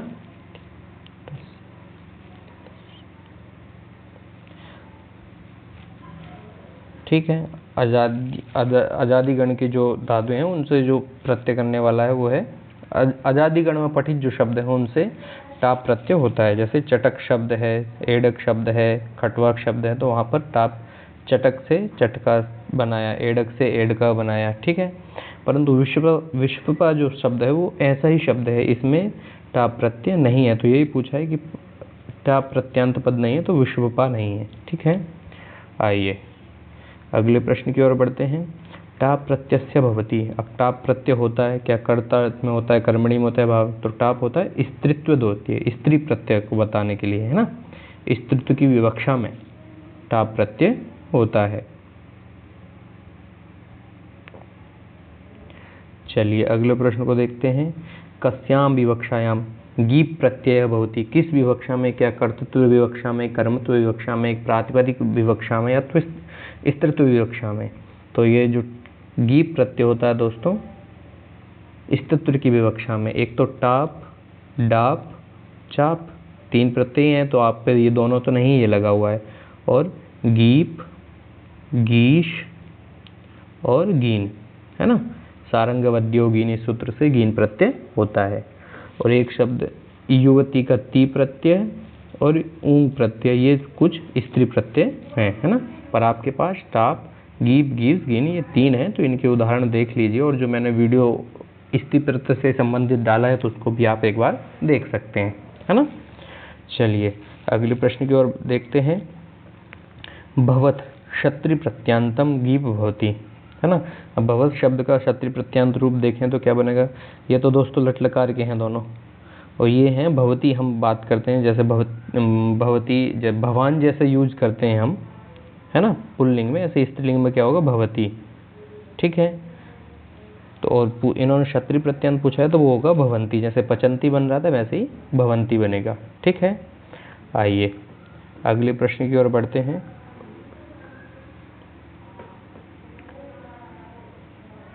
कुरुचरी इत्यत्र कह प्रत्यय, है ना।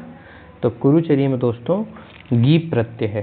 टिड्ढाण इस प्रकार का एक सूत्र है, उस सूत्र से यहाँ पर कौन सा कुरुचरी रूप बनता है। तो कुरुचरी में कौन सा प्रत्यय है, या गीप से उल्टा भी प्रश्न पूछा जा सकता है, तो दोनों के लिए आप तैयार रहेंगे, ठीक है।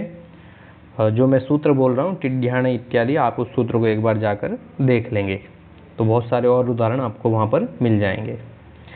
आइए अगला प्रश्न है। ऋग्वेदे सुक्तानि सन्ति। ऋग्वेद में सूक्त हैं, तो ऋग्वेद में कितने सूक्त हैं,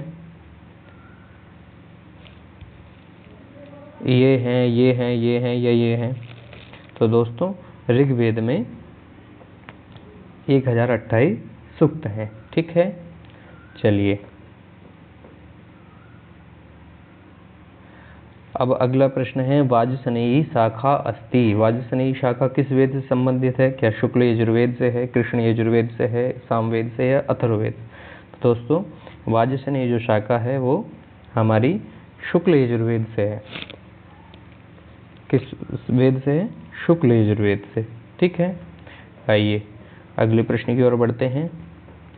सामवेदस्य ऋत्विकः अस्ति। जो सामवेद है इसका ऋत्विक कौन है। जैसे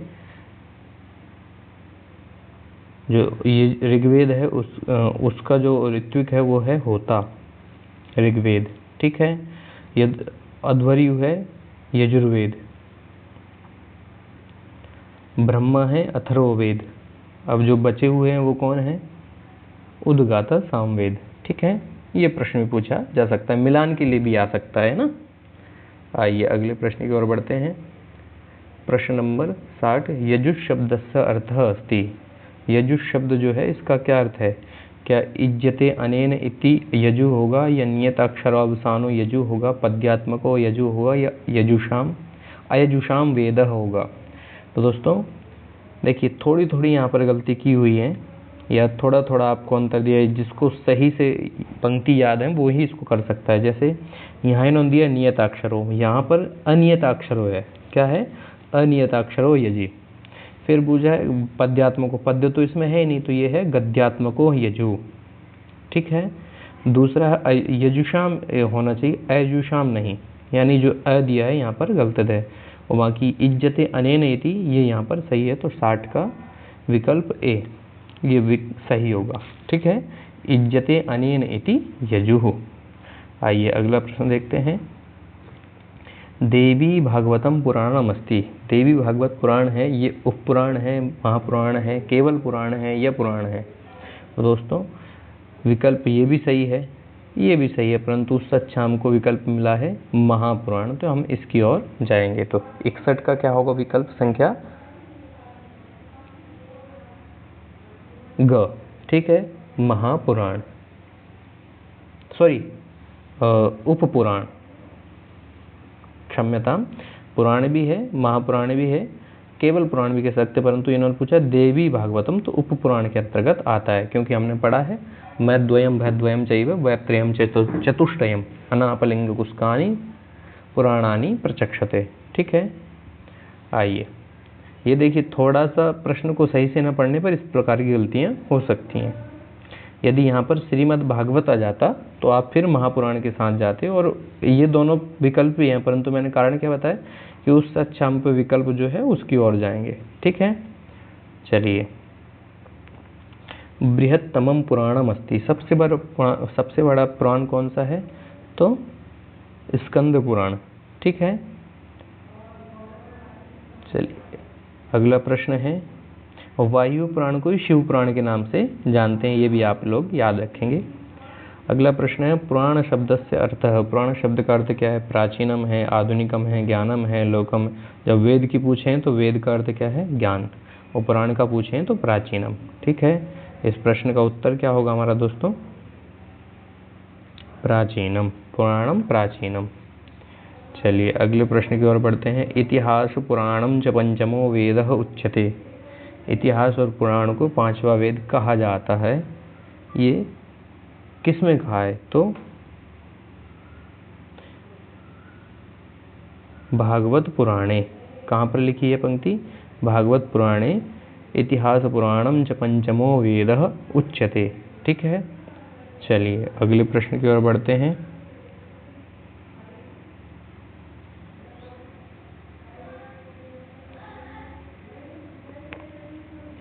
महाभारतस्यानुसारम पुराणस्य अर्थः अस्ति। अब महाभारत के अनुसार पुराण का अर्थ क्या है? तो दोस्तों पुराणमं भवति, ये तो है निरुक्त के अनुसार, याश का आचार्य बोलते हैं। ठीक है, निरुक्त के अनुसार। पुराणम आख्यानम ये महाभारत के अनुसार है। ठीक है, तो पूछा भी यही है कि महाभारत के अनुसार क्या है, तो पुराणम आख्यानम इति। ठीक है, चलिए अगले प्रश्न की ओर बढ़ते हैं। प्रतिसर्गस्य अर्थः। देखिए पुराण के 5 लक्षण हैं। सर्गश्च प्रतिसर्गश्च वंशो मनवंतराणि च। तो इस प्रकार जो सर्ग के 5 लक्षण दिए हैं, सॉरी पुराण के 5 लक्षण, उनमें सर्ग प्रतिसर्ग, तो जो सर्ग है यानी सृष्टि का उदय होना या उत्पन्न होना। सर्ग का मतलब क्या है? सृष्टि का उत्पन्न होना, सृष्टि उत्पत्ति। ठीक है, और प्रतिसर्ग का क्या अर्थ है? उल्टा, लय होना। ठीक है, तो ये आप याद रखेंगे, इसका क्या अर्थ है? प्रतिसर्ग का लय होना। आइए अगले प्रश्न की ओर बढ़ते हैं। अगला प्रश्न है उपलब्ध उपनिषद संख्या अस्ति। हम जब मुक्त को उपनिषद की बात करते हैं, मुक्त को उपनिषद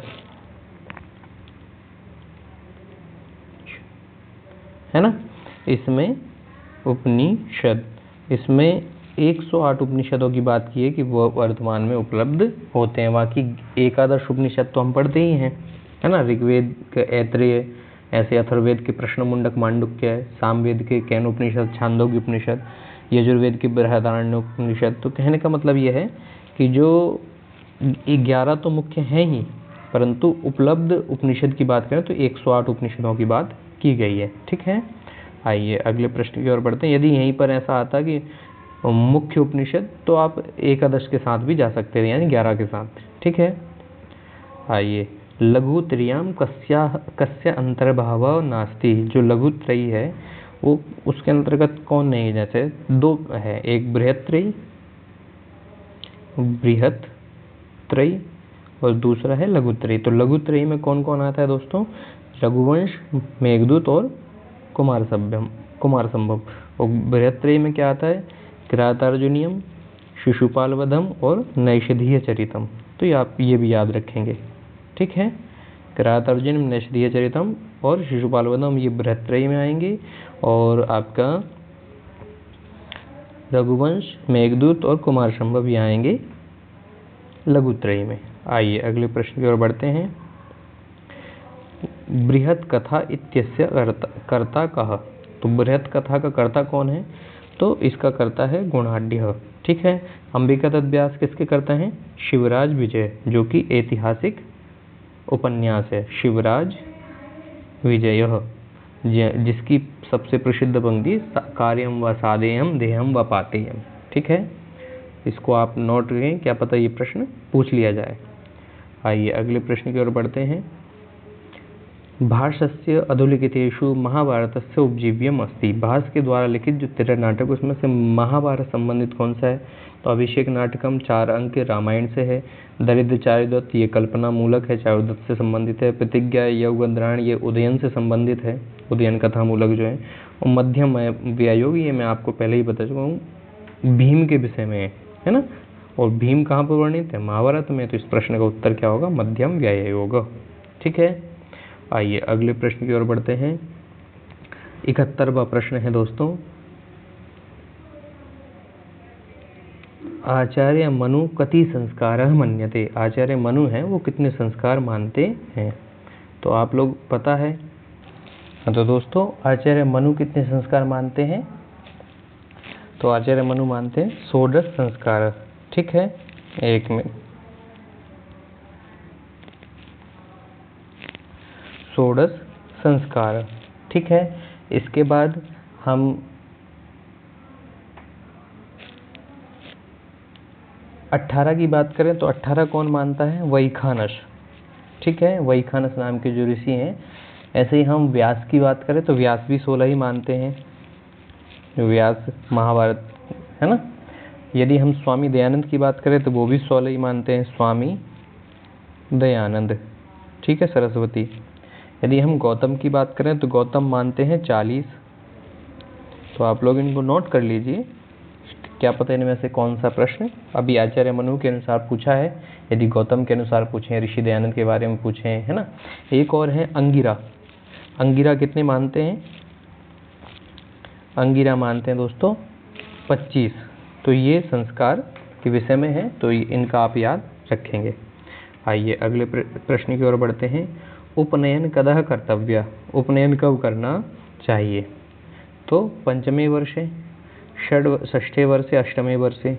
अब ये प्रश्न भी आपको कई बार या तो उभार सकते हैं या डुबो सकता है। जैसे यदि आप इतना ही पढ़ेंगे कि भाई उपनयन कब करना चाहिए, तो आप 5वें वर्ष करके आगे बढ़ जाएंगे। परंतु दोस्तों षष्ठे में भी करना चाहिए, अष्टमें भी। 5वें वर्गे ब्राह्मण में, ब्राह्मण का, ठीक है। षष्ठमें क्षत्रिय और अष्टमें वैश्य। तो ये तो तीनों का ही करना चाहिए, तो सर्वे। ठीक है, बस ध्यान ये रखना है, आपको अच्छे से पढ़ना है। 5वें वर्ग में वर्ष में ब्राह्मण में, 6ठे वर्ष में क्षत्रिय का और 8वें वर्ष में वैश्य का, सॉरी। ठीक है, चलिए अगले प्रश्न की ओर बढ़ते हैं। जन्मनः पूर्वम कति संस्कारः भवति। तो जन्म से पूर्व कितने संस्कार होते हैं दोस्तों? 5 होते हैं, 2 होते हैं, 6 होते हैं या 3 होते हैं। तो जन्म से पूर्व मैंने आपको याद भी कराई थी, ग पुंसी जानानी आचूक उवेश। तो ग पुंसी, ग पुंसी, तो गर्भधान, पुंसवन और सीमंतन, ये जन्म से पूर्व होने वाले हैं, है ना। तो जन्म से पूर्व होने वाले 3 संस्कार हैं। आइए अगला देखते हैं, यज्ञोपवीते कति तंतवः सन्ति। यज्ञोपवीत में कितने तंतु होते हैं दोस्तों? तो यज्ञोपवीत में यदि आपसे धागे पूछे, तंत्र पूछे तो धागे पूछे तो आपको लिखना है 3, और तंतु की बात करें क्योंकि इसमें 3 में भी 3 होते हैं, 3 इसमें 3 इसमें 3 इसमें, तो टोटल 9 तंतु हो जाते हैं। ठीक है, आइए अगले प्रश्न की ओर बढ़ते हैं। स्नातकः कति प्रकार का। स्नातक कितने प्रकार के होते हैं? जब हम समावर्तन संस्कार आचार्य के पास रह करके होता है तो उस समय स्नातक के कितने भेद हैं, कितने प्रकार बताए गए हैं? तो दोस्तों स्नातक होते हैं 3 प्रकार के। ठीक है, कौन कौन से? एक विद्या स्नातक, एक होता है व्रत स्नातक, ठीक है, एक होता है इन दोनों को मिल करके विद्या व्रत स्नातक, है ना। इनमें भेद क्या है कि कुछ व्यक्ति ऐसे हैं जो ओनली विद्या पढ़ने में समझदार हैं, होशियार हैं ना। कुछ लोग होते हैं जो आचार्य के पास रह करके जो नियम पालन है उनको व्रतों का पालन अच्छे से करते हैं, है ना। तीसरा है जो विद्या में भी उतने ही होशियार है और व्रत में भी उतने ही होशियार है। ये इसको थोड़ा बात को ऐसे समझ सकते हैं कि कुछ बच्चे ऐसे जो पढ़ने में आगे हैं, है ना, तो वो विद्या स्नातक हो जाएंगे। कुछ बच्चे ऐसे हैं जो गुरुकुल की दिनचर्या है उसमें खेल कूद है, थोड़ा काम वगैरह जो भी है उनमें आगे हो, उसको व्रत स्नातक कहेंगे। पर जो दोनों में ही आगे है, पढ़ने में भी खेलने में भी, अन्य जो क्रियाएं हैं बोलने में, सभा में भाषण इत्यादि देने में, तो वो कहलाता है विद्याव्रत स्नातक। ठीक है, यदि हम संस्कारों की बात करें तो 8 संख्या भी आई, तो 8 क्या है? विवाह के 8 प्रकार हैं, है ना, विवाह के 8 प्रकार होते हैं। ठीक है, चलिए अगले प्रश्न की ओर बढ़ते हैं। इसी के साथ हमारे दोस्तों 75 प्रश्न हो गए हैं। आशा करता हूँ आप लोगों के 75 सही हो, आप लोगों की तैयारी अच्छी हो, और जिसका 1-2 कम भी रह रहा है तो उसको निराश होने की आवश्यकता नहीं है, क्योंकि 1-2 कम होना कोई ज़्यादा बड़ी बात नहीं है। और तैयारी को मजबूत करें और 3-4 दिन में जो और पढ़ा जा सकता है उसको पढ़ें, है ना। और जो ये प्रश्नोत्तरी कराई जा रही है, इस प्रश्नोत्तरी के जो 4 विकल्प हैं या जो मैं बोल रहा हूँ उससे संबंधित और सोचें और पढ़ें तो आपको और सहायता हो जाएगी। अभी तक पुनः जिन दोस्तों ने वीडियो को लाइक नहीं किया है वो वीडियो को लाइक करें, चैनल को सब्सक्राइब करें और साथ में शेयर भी करें, जिससे कि अन्य मित्रों को, अन्य जो दोस्त हमारी 28 तारीख को होने जा रही है मध्य प्रदेश शिक्षक भर्ती 2 की मुख्य परीक्षा में बैठने वाले साथी, उनको लाभ मिल सके। आइए अगले प्रश्न की ओर बढ़ते हैं। अंतिम 25 प्रश्न और हैं। क्या है दोस्तों? चत्वारि धामेषु किम भिन्नम। अब जो हमारे लास्ट में मध्य प्रदेश बोर्ड की जो पुस्तकें हैं, सुरभि और सेम उसी जो CBSE की पुस्तक है उनसे कुछ प्रश्न हैं, क्योंकि सिलेबस वहाँ से भी है, तो उनसे किस प्रकार के प्रश्न बन सकते हैं उनको आप एक बार देख लीजिए।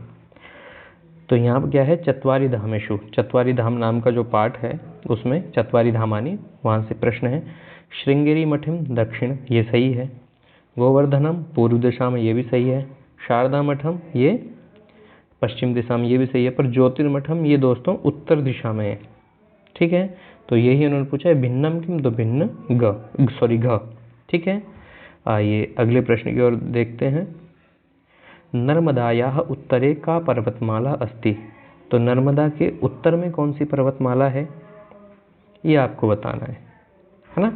तो उत्तर में दोस्तों विंध्य पर्वत, दक्षिण में सतपुड़ा।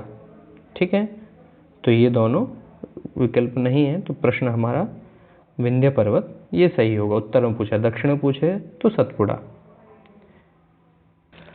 चलिए अगला प्रश्न देखते हैं। भोजः कस्याः नगर्याः शासकः अस्ति। आप भोजस्य शिक्षा प्रियता एक पाठ है, उससे ये प्रश्न है। तो भोज किस नगरी के हैं? क्या धारा नगरी के हैं, उज्जैनी के हैं, विदिशा के हैं, भोज नगरी के हैं? दोस्तों इस प्रश्न का उत्तर है धारा नगरी। ठीक है, उज्जैनी के राजा विक्रमादित्य। ठीक है। विदिशा राजा शूद्रक, ठीक है, दशार्ण देश के बारे में जहाँ पर आता है। आइए अगले प्रश्न की ओर बढ़ते हैं। वृक्षायुर्वेद ग्रंथस्य कर्ता का भारतीय प्राचीन वैज्ञानिक पाठ से ये प्रश्न है कि वृक्षायुर्वेद, तो पाइथागोरस, तो जिन्होंने पाइथागोरस प्रमेय की रचना की, और इसी थ्योरी को कौन बता चुके थे पहले, 1500 ईसा पूर्व पहले बोधायन, है ना। पर प्रश्न ये है वृक्षायुर्वेद, तो इसके लेखक कौन है, पराशरः, ठीक है, महर्षि पराशर। वृक्षायुर्वेद जिसमें वनस्पति विज्ञान से संबंधित बातचीत की गई है, उनके विषय में बताया गया है। आइए अगले प्रश्न की ओर बढ़ते हैं। कात्यायन कौन है दोस्तों। हम यदि व्याकरण के 3 मुनियों की बात करें, सबसे पहले पाणिनि, है ना, फिर पाणिनि, इसके बाद पतंजलि, और फिर कात्यायन।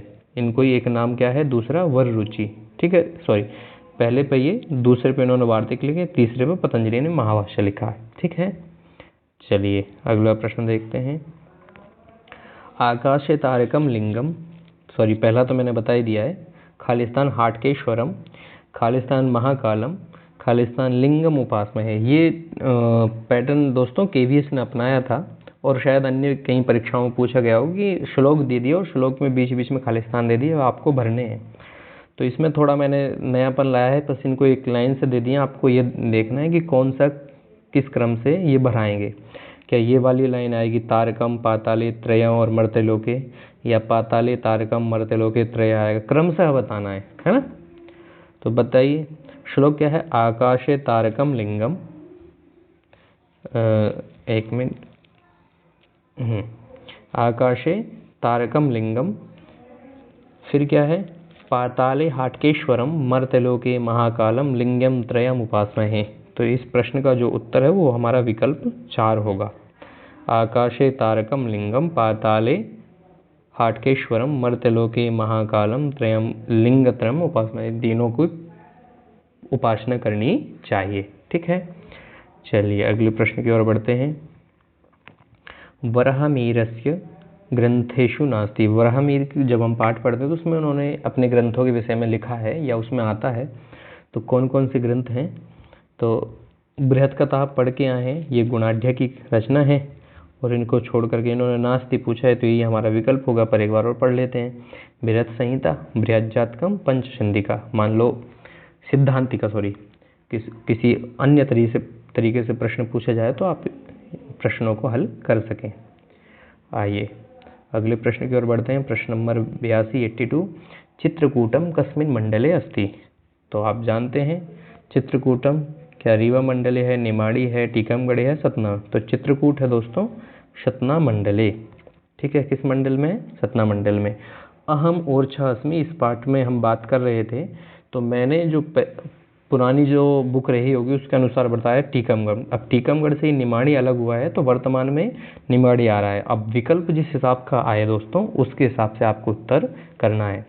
यदि टीकमगढ़ है तो टीकमगढ़ करिए, निमाड़ी है तो निमाड़ी करिए, दोनों आए तो वर्तमान के हिसाब से आप निमाड़ी करिएगा, ठीक है।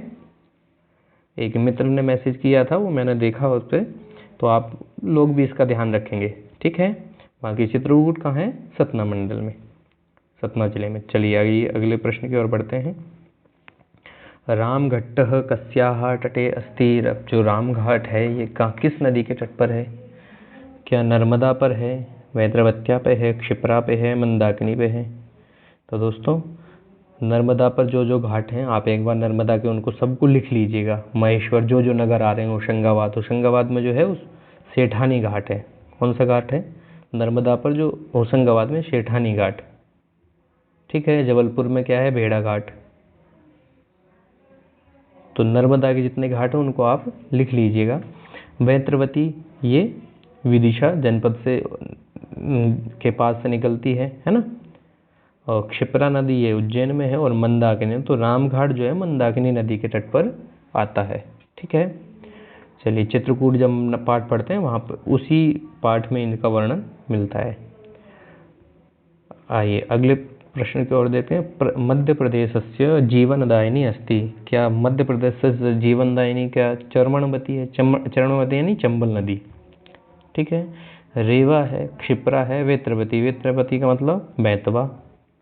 तो बताइए दोस्तों मध्य प्रदेश की जीवनदायिनी क्या है? तो मध्य प्रदेश का जीवनदायिनी नर्मदा, जिसका नाम रेवा, मैकाल सुता, मैकाल सुता है ना, नर्मदा।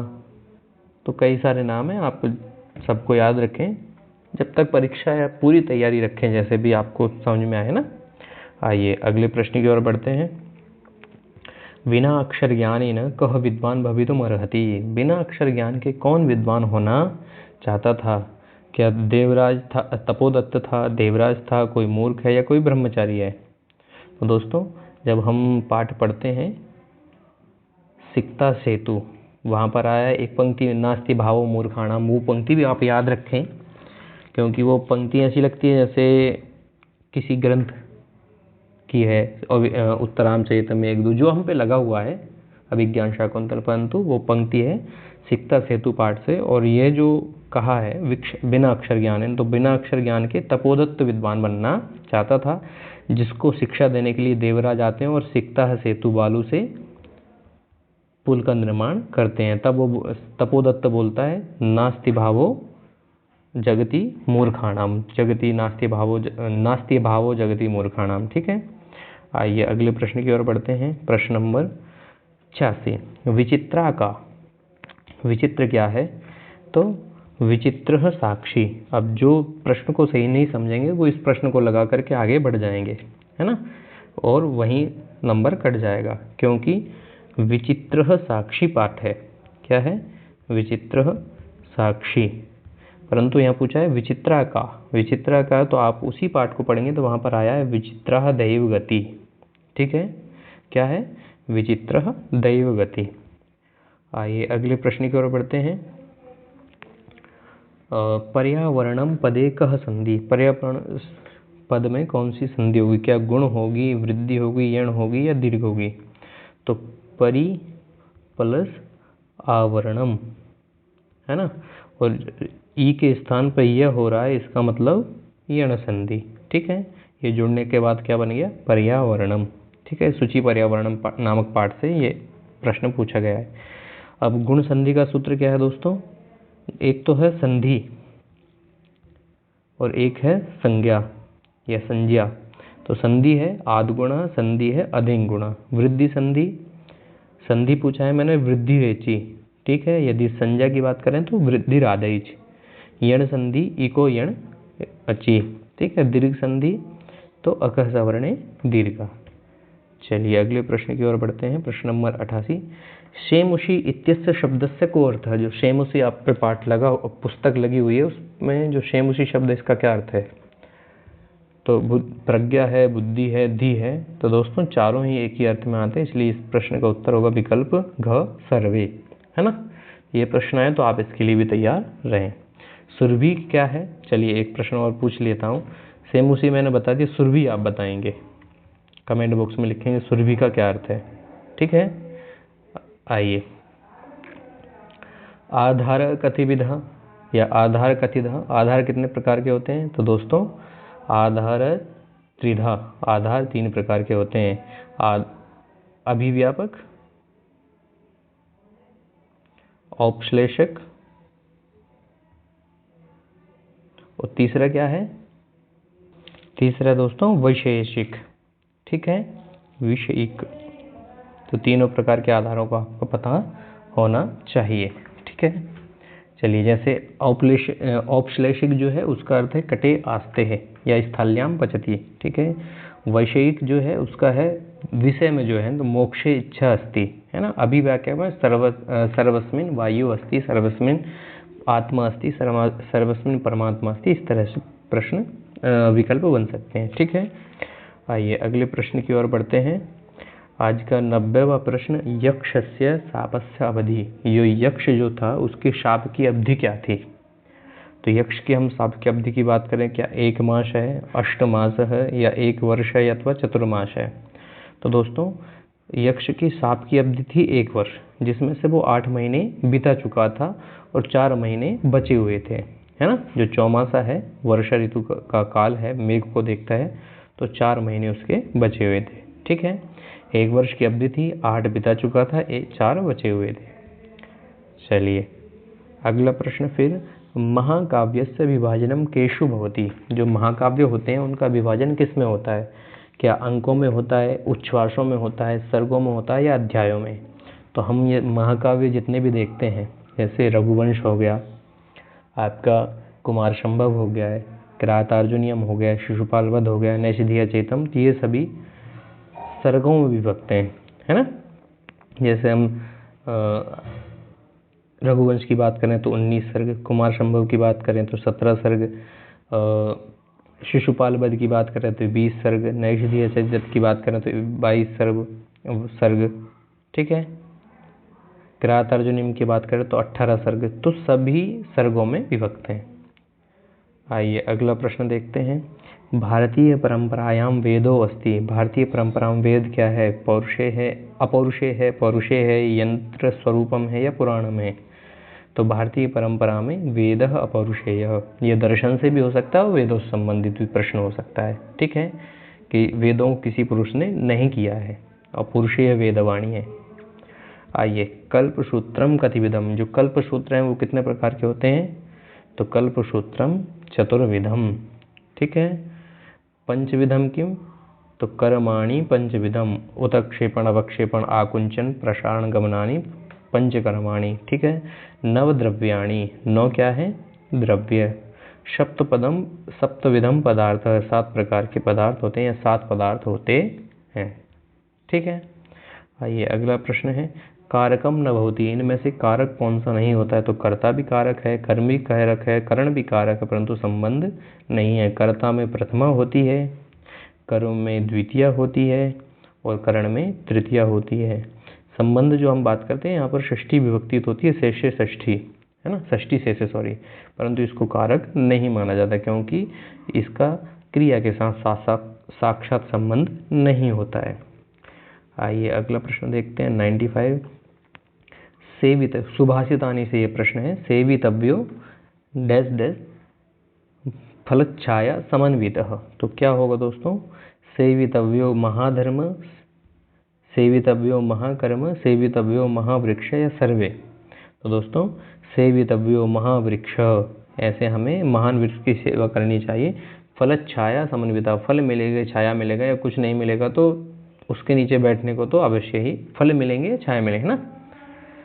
चलिए अगले प्रश्न की ओर बढ़ते हैं। विचित्रे खलु संसारे नास्ति किंचित सार्थकम समन्वितम निरर्थकम अनुचितम। तो इस संसार में कोई भी अनुचित नहीं है, क्या ये प्रश्न होगा? नहीं। तो क्या है? विचित्रे खलु संसारे नास्ति किंचित निरर्थकम, निरर्थक कुछ भी नहीं है, इसलिए इस प्रश्न का उत्तर होगा हमारा विकल्प ग। आइए अगला प्रश्न, नर्मदायाः उद्गमः स्थलम् अस्ति। नर्मदा का उद्गम स्थल है, डिंडोरी है, जवाली है, जवाली अर्थात जबलपुरम, होशंगाबाद है, वर्तमान में नर्मदापुरम, है ना। क्या अनूपपुर मंडल है? तो दोस्तों अनूपपुर मंडल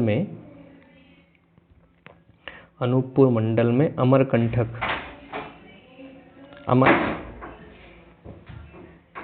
अमरकंटक नाम की पहाड़ी से ये निकलता है। कौन निकलती है? नर्मदा, ठीक है, अनूपपुर मंडल में। फिर वहाँ से डिंडोरी जाती है, फिर डिंडोरी निकलती हुई सर्पाकार आकृति बना करके, सांप जैसी आकृति बना करके जबलपुर जाती है, जहाँ पर कौन सा घाट है? ये आप लोग भेड़ा घाट, ठीक है। और वहाँ पर एक घाट का नाम भी दिया है, भेड़ा घाट तो स्थान का नाम हो गया है। धुआंधार जलप्रपात जहाँ पर बनाती है, तो उस घाट का नाम आप लोग कमेंट बॉक्स में लिखेंगे, ठीक है। फिर वहाँ से होशंगाबाद आती है, वहाँ से होशंगाबाद आती है। होशंगाबाद में कौन सा घाट है? मैंने बताया था सेठानी घाट, ठीक है। चलिए अगले प्रश्न की ओर बढ़ते हैं। संबोधने का विभक्ति भवति। संबोधन में कौन सी विभक्ति होती है? तो अभी मैंने बताया कर्ता में प्रथमा, और जो प्रथमा कर्म में द्वितीय, संबोधन में षष्ठी, अपदान में पंचमी। पर संबोधन में पूछे, संबोधन में दोस्तों प्रथमा विभक्ति होती है, संबोधने च से। सूत्र क्या है? संबोधने च, प्रातिपदिकार्थ लिंग परिमाण वचन मात्रे प्रथमा, ये सूत्र उससे पहले है और बाद में एक सूत्र बोल दिया संबोधने च, अर्थात संबोधन में भी। ठीक है, आइए 99 नंबर का प्रश्न देखेंगे। मेघदूत ग्रंथे कह छंद। मेघदूत ग्रंथ में कौन सा छंद है? तो वो आप सभी जानते हैं, मंदाक्रांत। वंशस्थ कहाँ है? करातार्जुनीयम के प्रथम सर्ग में, है ना।